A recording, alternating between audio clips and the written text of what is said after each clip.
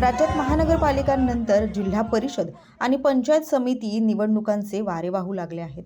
कोल्हापूर जिल्ह्यातील रेंदाळ पंचायत समिती मतदारसंघ सध्या संपूर्ण राज्यात चर्चेचा विषय ठरलाय. कारण या पंचायत समिती मतदारसंघातून अजित पवार यांच्या राष्ट्रवादी काँग्रेस पक्षातून एक दिव्यांग तरुण निवडणूक लढवत आहे. जमीर माणकापुरे असं या उमेदवाराचं नाव असून तो जन्मापासूनच दिव्यांग आहे. जमीर केवळ निवडणूक लढवत नाही तर प्रचारामध्येही त्यानं आघाडी घेतली आहे. जमीर हा उच्च शिक्षित असून गेल्या अनेक वर्षांपासून तो सामाजिक कार्यात सक्रिय आहे. त्याचबरोबर राष्ट्रवादी काँग्रेस पक्षाच्या दिव्यांग सेलमध्येही तो अनेक वर्षांपासून कार्यरत आहे. त्याची सामाजिक कार्यातील धडपड पाहून वैद्यकीय शिक्षण मंत्री हसन मुश्रीफ यांनी जमीरवर विश्वास टाकत त्याला उमेदवारी दिली. एवढंच नाही तर जमीरच्या विजयासाठी आता पक्षाची संपूर्ण यंत्रणा ताकदीनं कामाला लावण्यात आली आहे. मी रेंदाळ पंचायत समितीचा उमेदवार म्हणून आज 2026चं इलेक्शन लढवत आहे.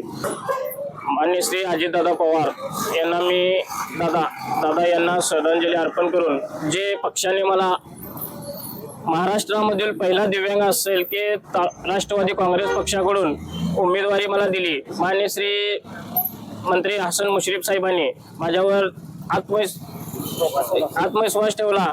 जे राष्ट्रवादी काँग्रेस पक्षाने मला 7 उमेदवारी दिली त्या उमेदवारीचं मी नक्की सोनं करून दाखवेन. आणि आपल्या पंचायत समितीचे जे गावं आहेत या गावामध्ये पण मतदारांचा प्रतिसाद चांगल्या पद्धतीने आहे. आणि या मतदारसंघामधून जे लोकांचे मतदारांचं मी नक्की सोनं करून दाखवेन. जे काही पंचायत समितीमधून जे काही विकास कामाचे धोरणं असेल की आपल्या रस्त्याचे काम असेल किंवा लोकांच्या समस्या असेल, गटरीचा विषय असेल, लाईटचा विषय असेल, त्या पंचायत समिती घरकुल असेल, जिल्हा परिषद शाळा जे काय असेल त्या तालुका पंचायत समितीमधून जे काय आपले योजना असेल ते लोकांपर्यंत जे पंचायत समिती रेंदाळ पंचायत समिती मधून मतदारसंघामधून मी निश्चितपणे हा पोहोचवण्याचं काम करेन.